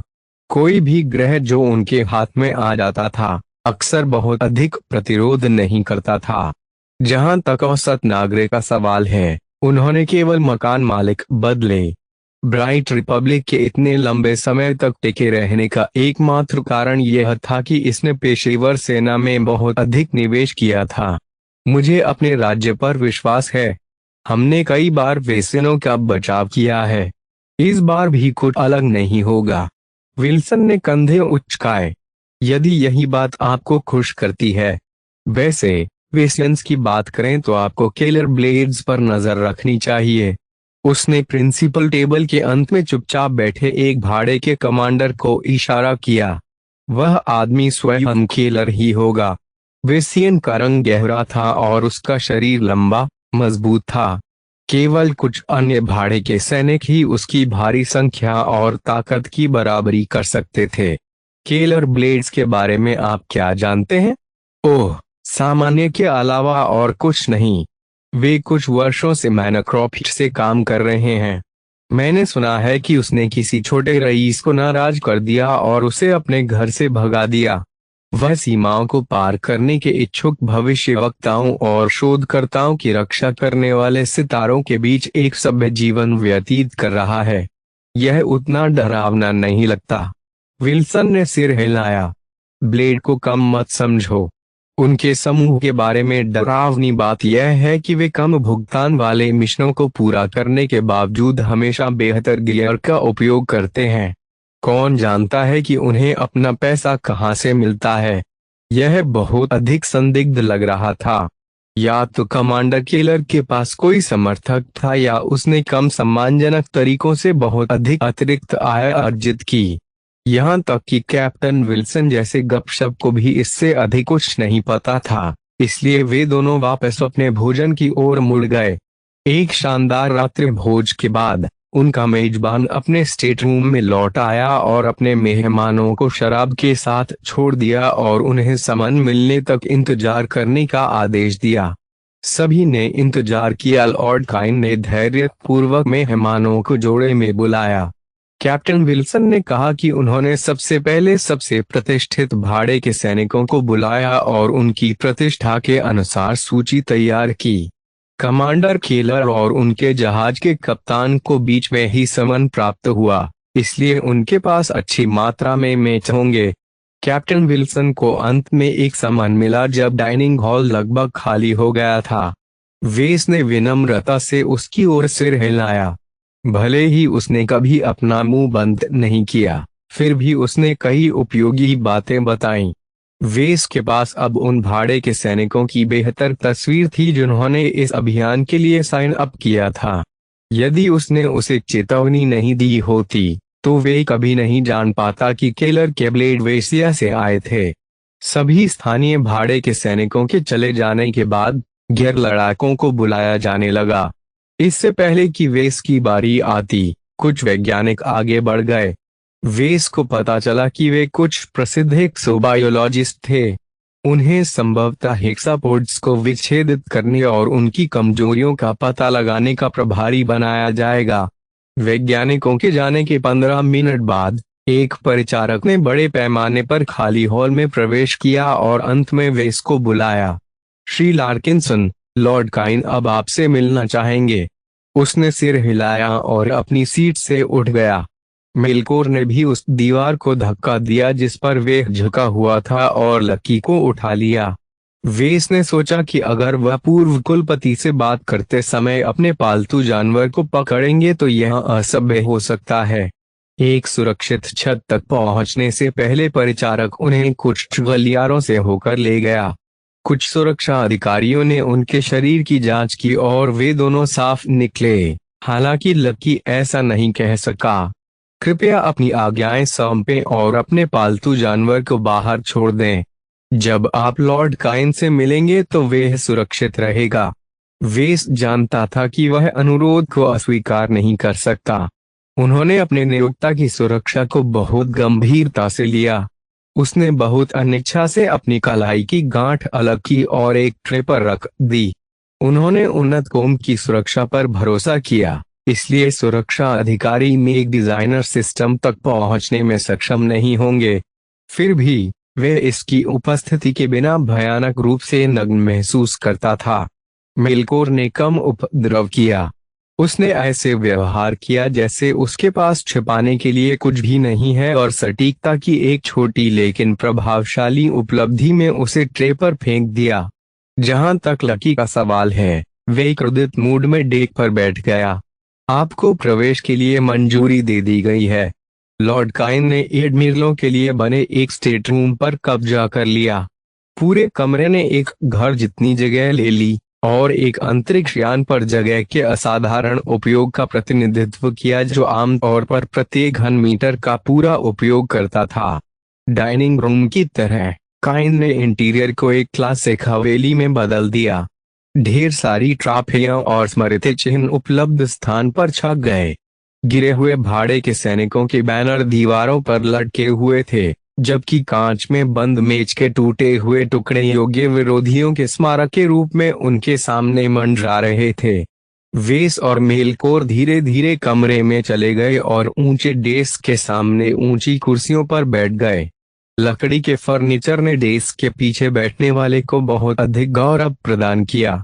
हालांकि काइन की उम्र बहुत शालीनता से नहीं हुई थी, उसकी बेदाग बैंगनी पोशाक और बेदाग साज सज्जा ने उसकी गरिमा को बढ़ा दिया था। मिस्टर लार्किंसन, आप एक साथी लाए। वह मेरा चचेरा भाई है जो मेरे रक्षक के रूप में कार्य कर रहा है। अपनी वृद्ध उपस्थिति के बावजूद काइन की नजर तेज थी। वह एक पूर्व योद्धा और कमांडर की ताकत से मेलपुर पर टूट पड़ा, लेकिन मेलपुर टसे मस नहीं हुआ। आपका एक प्रभावशाली चचेरा भाई है। तुम्हारा नाम क्या है? मेलपुर लार्किंसन। मैं आपका ध्यान रखूंगा। एक बार जब काइन ने मेलपुर को स्वीकार करना समाप्त कर लिया, तो वे वापस वेस की ओर मुड़ गया। आइए हम व्यवसाय पर चलें, ठीक है? आप देखिए, आप मेरे अभियान पर हस्ताक्षर करने वाले पहले मेक डिजाइनर नहीं हैं। हाउस काइन ने ग्रोइनिंग सिस्टम के पिछले अभियान के लॉग प्राप्त किए और इसलिए हम अच्छी तरह से जानते हैं कि हमें जमीन पर क्या मिलेगा। वे इस कल्पना कर सकते थे कि अभियान की तैयारी पर उन्होंने कितना समय और पैसा खर्च किया। अकेले आर्क होराइजन ने उनके बहुत सारे संसाधनों को खत्म कर दिया होगा। हमने कई होनहार मेक डिजाइनरों को आकर्षित किया और अंततः हमारे घर द्वारा शासित ग्रहों में से एक से संबंध रखने वाली एक विलक्षण प्रतिभा को आकर्षित करने में कामयाब रहे। पूर्व कुलपति ने मेक डिजाइनर के नाम का उल्लेख करने से इनकार कर दिया। मेक डिजाइनर ने खुशी खुशी मेरे घर का उपयोग किया, अपने स्वयं के घरेलू उद्यम के निर्माण के लिए बड़ी मात्रा में धन और कुशल कर्मियों को उधार लिया। अभियान शुरू होने तक मुझे लगा कि हमारे बीच एक समझ है, फिर वे गायब हो गया। उसने हमें छोड़ दिया। लॉर्ड काइन अचानक चिल्लाए और अपनी मुट्ठी उनकी मेज पर दे मारी। उसने अपनी अधिकांश संपत्ति नष्ट कर दी और जैसे ही अभियान लगभग कोमोडो सेक्टर तक पहुंचा, गायब हो गया। दोनों लार्किंसन को कई मिनट तक अपने नियोक्ता की फटकार सहनी पड़ी। वेस ने भावहीन रहने की कोशिश की, लेकिन विश्वासघात ने लॉर्ड काइन को बहुत गहरे स्तर पर प्रभावित किया। इससे भी बुरी बात यह थी कि उसने मेक डिजाइनर पर बहुत भरोसा किया, इस हद तक कि उसने उस साथी को पिछले अभियान के बहुत सारे लॉग तक पहुंच प्रदान कर दी।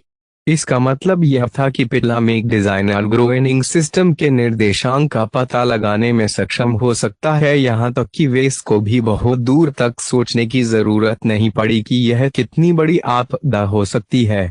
आखिरकार लॉर्ड काइन का उत्साह खत्म हो गया। अतीत के बारे में बहुत हो गया, आइए अपनी जिम्मेदारियों पर गौर करें।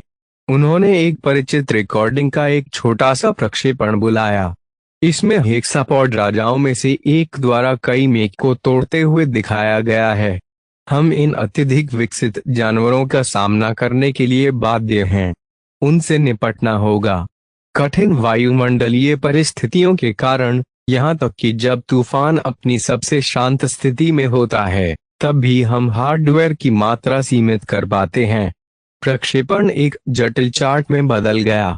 हमारे विश्लेषकों का यह भी दृढ़ता से मानना है कि अत्यधिक मजबूत बिजली उतार चढ़ाव जानवरों की सुनामी को आकर्षित करेगा, इसलिए हम मुट्ठी भर भारी मशीनों से अधिक भारी कुछ भी तैनात नहीं कर पाएंगे।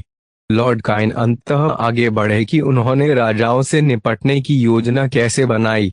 कोई भी भाड़े का सैनिक इन शीर्ष शिकारियों का सामना करने को तैयार नहीं है। यहाँ तक कि ग्रे विलो स्टार सेक्टर के मेरे सहयोगियों में भी इन राजसी जानवरों का शिकार करने का साहस नहीं है। ऐसा ही होगा। हमारे सदन ने कई विशिष्ट मेक पायलटों का पोषण किया है और उन्हें ऐसे मेच के साथ मिलाया है जो अपनी पूरी क्षमता ला सकते हैं। उसने अपना हाथ हिलाया, जिससे प्रक्षेपण एक दर्जन पुरुषों और महिलाओं के एक साथ प्रशिक्षण में बदल गया। उनकी उम्र अलग अलग थी, लेकिन उनमें से अधिकतर 30 से 40 साल के आसपास के लग रहे थे। वेस ने अपने मेक पर अधिक ध्यान दिया। पलटन में 2 भारी शूरवीर, 6 मध्यम हाथापाई उन्मुख में चौड़ तोप के आकार की रेलगन से लैस 4 मध्यम मेक शामिल थे। हाथापाई करने वाले सभी लोगों ने लाठी और गद्दा जैसे कुंद हथियारों के पक्ष में तलवारें छोड़ दी। उनके हथियारों में बहुत ताकत थी, जिससे वे बड़ी तेजी से हमला कर सकते थे, भले ही उन्हें वार करने में थोड़ा समय लगे। ये बहुत प्रभावशाली मेक हैं। वेस ने टिप्पणी की, मेक्स द्वारा प्रदर्शित प्रदर्शन से प्रभावित होकर उन्होंने कई लाइव फायर अभ्यास किए। मैं मॉडलों को नहीं पहचानता, लेकिन वे सभी उन्नत करंट ट्रेन मशीन जैसे दिखते हैं। वे पहले से ही अनुकूलन की बहुत उच्च स्थिति में हैं। फिर भी मुझे यकीन नहीं है कि वे सबसे बड़े हेक्सापॉड का सामना कर सकते हैं या नहीं। यहाँ तक कि मैच की भी सीमाएं थीं, और अब वे इसके पास युद्ध में इलेक्ट्रॉनिक्स में कुछ अंतर्दृष्टि थी। प्रक्षेपण में दिखाए गए मैच ने सामान्य से अधिक ताकत का प्रदर्शन किया, लेकिन हेक्सापॉड ने पुरानी रिकॉर्डिंग में बहुत अधिक ताकत का प्रदर्शन किया। यहाँ तक कि मैचों का एक तैयार समूह भी मुठभेड़ से बच नहीं सकता है। यह सुनिश्चित करना आपका काम है कि वे इसे जीवित कर दें। लॉर्ड काइन ने निर्णायक घोषणा की, यदि पायलटों में से एक भी मर जाता है तो मैं सुनिश्चित करूंगा कि आपको अपने जन्म पर पछतावा होगा। अचानक आक्रामकता ने वेस को उसकी सीट पर पीछे धकेल दिया। आदेश बहुत अपमानजनक था। लॉर्ड काइन ने अचानक अपने मैक पायलटों के जीवन को प्राथमिकता क्यों दी? वेस वापस प्रक्षेपण की ओर मुड़ा और कुछ सुराग खोजने की कोशिश की। जब मेक पायलटों ने अपने सिम्युलेटर पॉड्स में प्रवेश किया तो वेस को वह मिल गया जिसकी उसे तलाश थी। उनके शरीर एक आभासी स्थान में दिखाई दिए और उनके नाम उनके सिर के ऊपर मंडरा रहे थे। उनमें से एक का नाम फेलिसिटी काइन था। मेरी परपोती शिकार पलाटन का नेतृत्व करती है। यह उसका पहला शिकार होगा। ओह!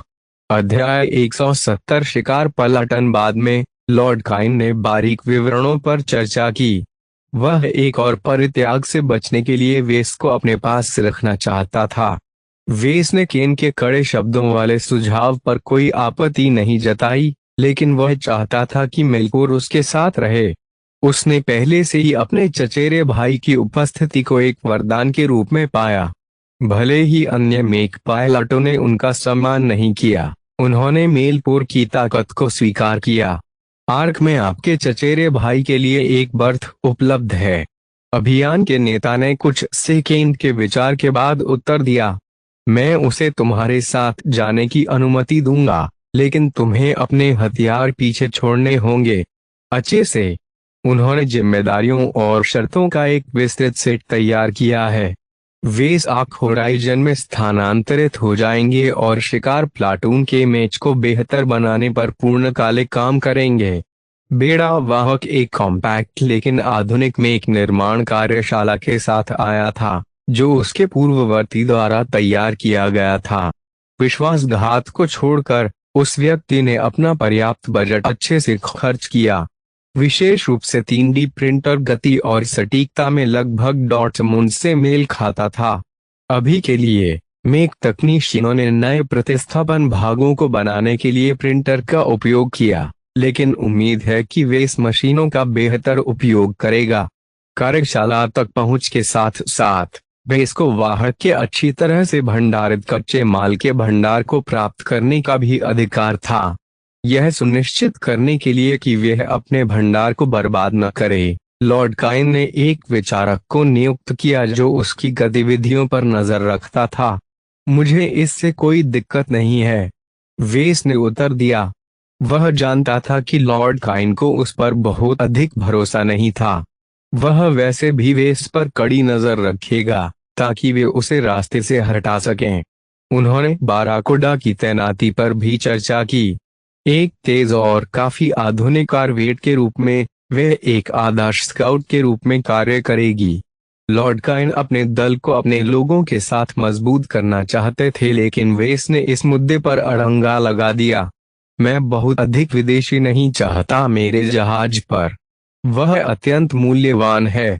वेस ने सुझाव दिया कि लॉर्ड काइन बाराकोडा पर एकल संपर्क स्थापित करें। उन्होंने FTL ड्राइव और क्वांटम उलझाव नोड को विशेष हार्डवेयर के साथ प्रतिबंधित करने की मांगों को स्वीकार कर लिया, जब तक कि वे मॉड्यूल को स्थायी रूप से अक्षम नहीं करते। अच्छे से। हमें इसे वहीं छोड़ना होगा। आखिरकार लॉर्ड काइन मान गए। परिणाम स्वरूप बाराकुडा मुख्य बेड़े से बहुत दूर नहीं भटकेगा। अपनी भूमिका पर समझ आने के बाद वेस ने लॉर्ड काइन को विदाई दी और स्टेट रूम छोड़ दिया। जैसे ही वे प्रबलित हैच से बाहर आए, उन्होंने अपनी कलाइयों पर अपनी कलाई वापस रखी और लक्की को उठाया। जब वे सोच रहे थे कि कहां जाना है तो एक युवा वर्दीधारी परिचारक ने जोड़े का स्वागत किया। श्री लार्किंसन, मैं एनसाइन जूल्स डी अमाटो हूँ और मुझे आपका मार्गदर्शक बनने के लिए नियुक्त किया गया है। वेस को किसी प्रकार के क्रोधित बूढ़े अनुभवी व्यक्ति की अपेक्षा थी जो किसी से कोई बकवास नहीं करता था। इसके बजाय उन्हें एक विनम्र और मैत्रीपूर्ण विचारक मिला जिसने संदिग्ध रूप से मैत्रीपूर्ण व्यवहार किया। क्या आप हमें हमारे क्वार्टर तक ले जा सकते हैं? हम कुछ सामान लाए थे लेकिन हमने उसे हैंगर खाड़ी में छोड़ दिया। आपका सामान पहले ही आपके नए क्वार्टर में लाया जा चुका है। कृपया इस तरफ से। वे गलियारों को पार कर नीचे के डेक पर चले गए। कुल मिलाकर जहाज का अधिकांश परिचालन ऊपरी डेक पर हुआ। मेज से संबंधित गतिविधियां निचले डेक पर हुईं। लार्किंसन में अधिक से अधिक चालक दल के सदस्य अलग अलग वर्दी पहने हुए दिखाई देने लगे। एनसाइन डी अमाटो ने बताया कि वे कौन थे। आर्क होराइजन के आधे मेज का स्वामित्व भाड़े के सैनिकों के पास है। लॉर्ड काइन हैंगर के खंभों को अपनी मशीनों से क्यों नहीं भर रहे हैं? एनसाइन डी अमाटो ने गहन विचार अपनाया। हाउस काइन इस समय कई दायित्वों के बोझ से दबे हुए हैं। लॉर्ड काइन गैलेक्टिक रिम की लंबी यात्रा पर बहुत अधिक मेघ को खींचने के लिए तैयार नहीं है। उनकी बातें वाजिब लगीं, लेकिन एक बहाने के तौर पर सामने आईं। यदि वे इस अभियान का प्रभारी होता तो वे इतने सारे भाड़े के सैनिकों को काम पर रखने में इतना उदार नहीं होता। 10 मिनट तक जहाज में गहराई तक जाने के बाद वे अंततः निचले अधिकारी क्वार्टर तक पहुंच गए। एनसाइन उन्हें एक साधारण रूप से सुसज्जित क्वार्टर में ले गया जिसमें बमुश्किल 2 लोगों के लिए पर्याप्त जगह थी। यह आपका क्वार्टर होगा।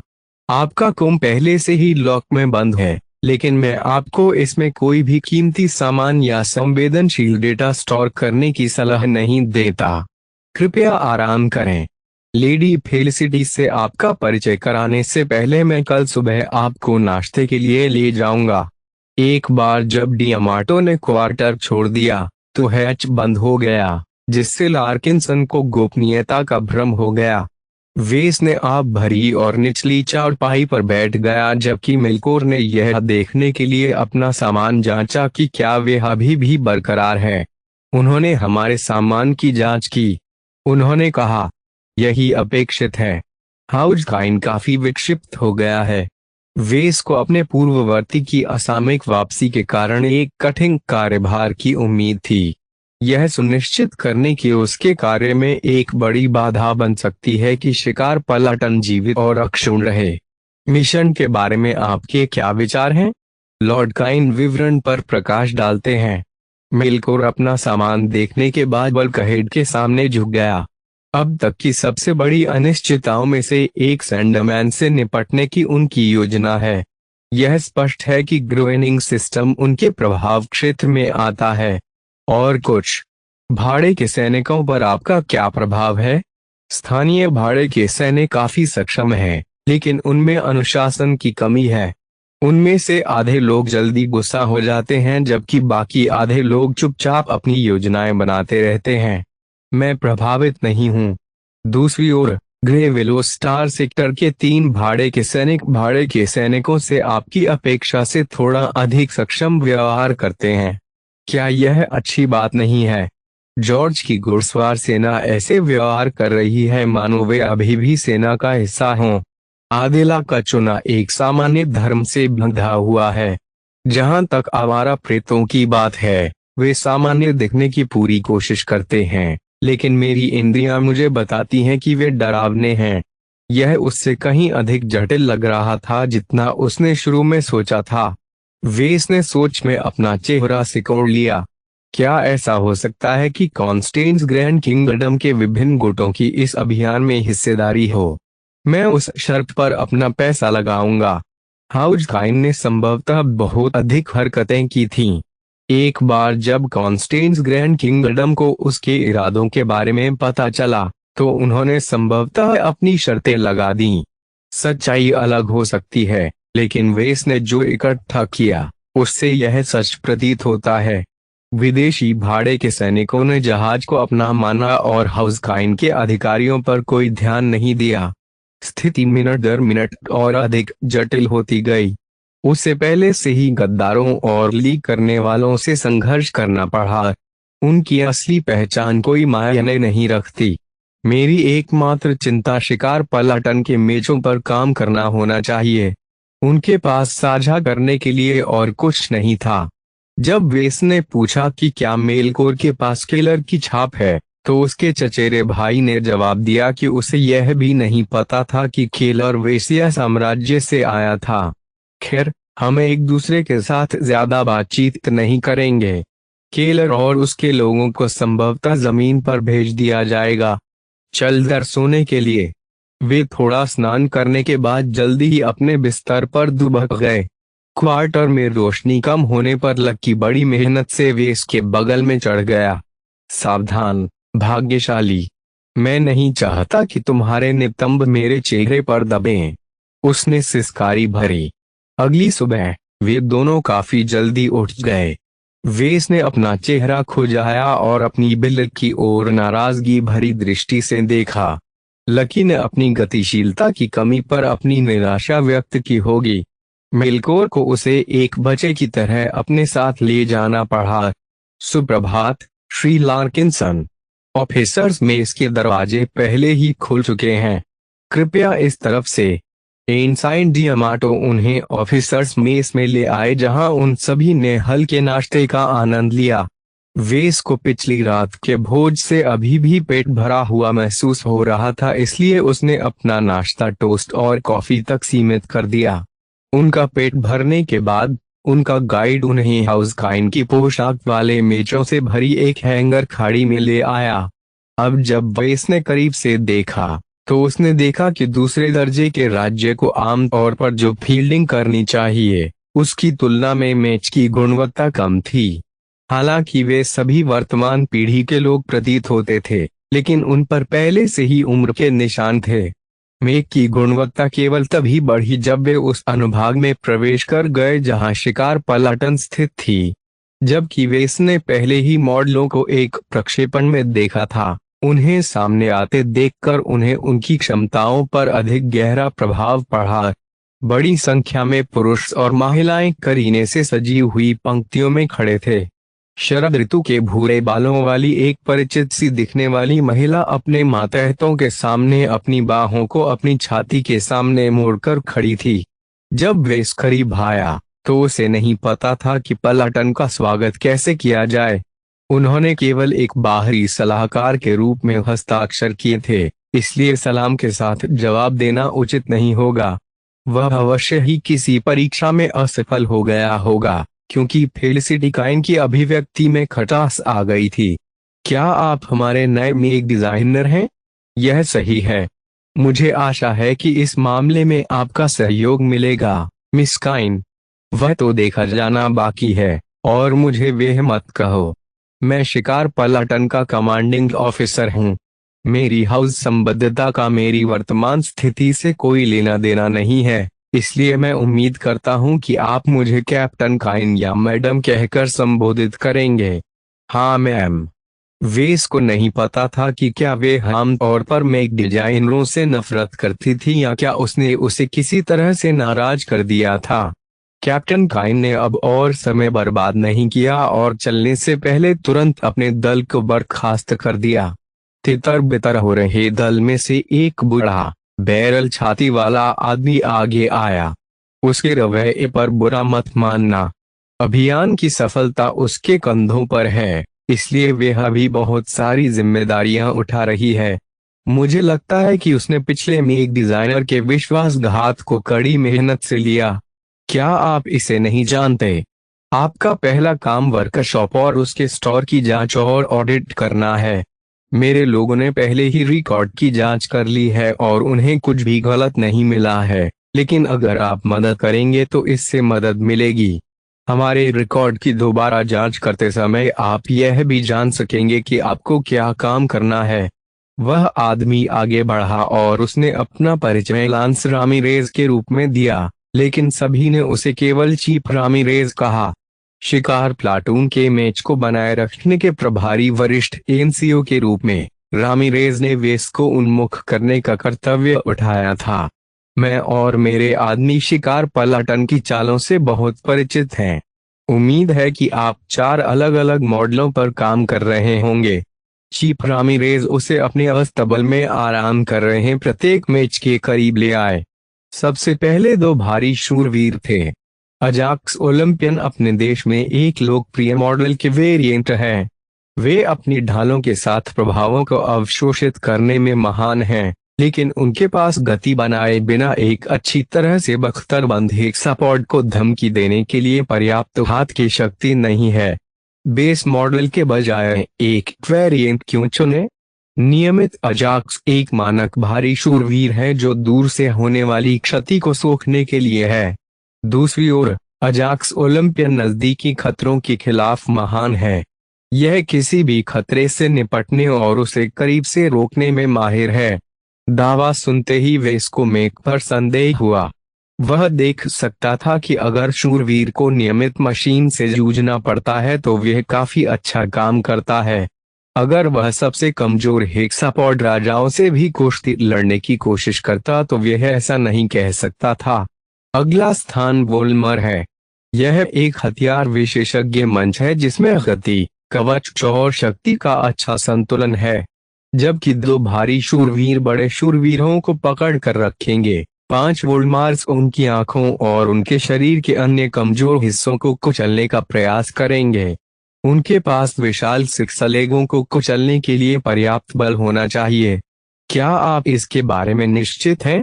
अब तक मैंने जो रिकॉर्डिंग देखी है उससे पता चलता है कि पिछले अभियान में किसी भी मेक ने उन्हें कभी भी झिझकने पर मजबूर नहीं किया।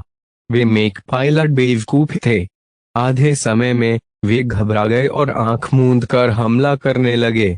उन्होंने लास्ट जेन में का भी संचालन किया जिनमें कई नवाचारों का अभाव है। इस बार हम जानते हैं कि क्या होने वाला है, इसलिए लॉर्ड काइन ने इस काम के लिए सबसे अच्छे मेक्स को चुना। वोल्मार्स जानवरों को कुचल देंगे, आप इस पर भरोसा कर सकते हैं। उन्हें उम्मीद नहीं थी कि चीफ रामिरेज को अपने मॉडलों पर इतना भरोसा होगा। हेक्सापॉड राजाओं को स्पष्ट रूप से नहीं होना था के साथ तुच्छ व्यवहार किया।